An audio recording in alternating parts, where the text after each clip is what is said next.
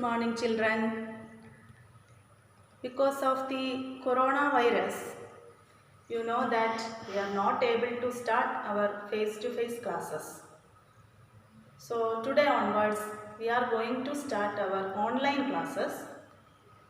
So as all of you know that in your 9th class and also in 10th class, you are having your science subject, one textbook comprises of physics, chemistry and biology. In those, 5 chapters are there from the physics.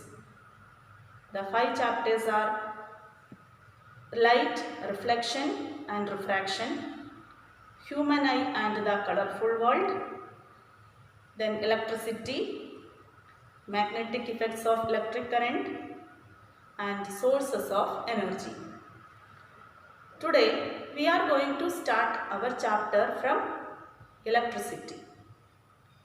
Okay, children, all are ready? So, we will start the chapter electricity. All of you take your notebook. Some important points when I say, you note it down. Okay, let us start. So, every one of you know electricity is a very needful thing in our life. For example, normally in every house we are using many of the electric devices like fan, refrigerator, TV, lights. All of you know all these instruments works on a current electricity. Do you know how the current electricity produces?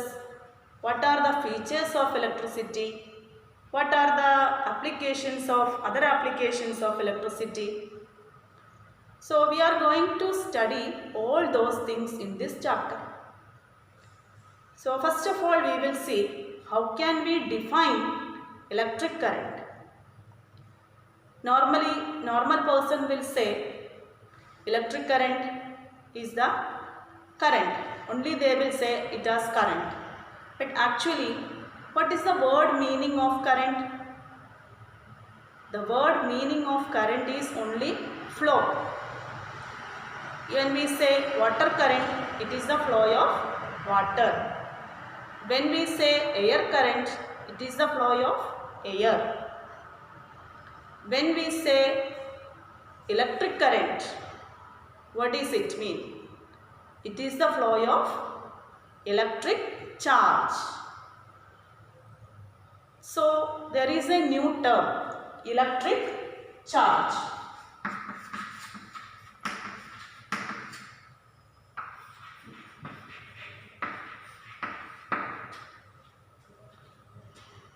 How many of you know how can we define what is electric charge?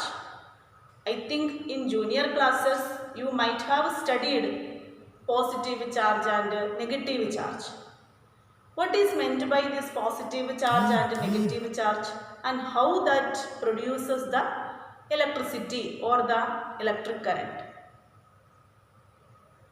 So already you know that all the materials are divided into conductors and insulators, because we know that all the materials cannot conduct electricity. For example, wood cannot conduct electricity, plastics cannot conduct electricity, but metals, water, human body, all those things can conduct electricity. Depending on that only we have divided the materials into conductors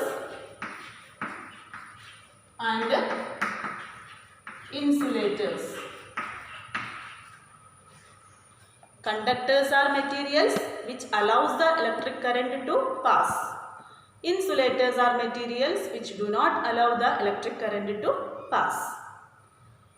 Now, why some of the materials are behaving as conductors and why some of the materials are behaving as insulators? Let us see. We already know that how the electrons or all the materials are made up of atoms. In 9th class I think you have studied about the atomic structure in chemistry. So already you know what is the atomic structure. Every atom is having a nucleus, center nucleus. Electrons are revolving around the nucleus in some specific orbits. So if we consider the atom of a conductor, it has a nucleus. Electrons are revolving around the nucleus in some specific orbits.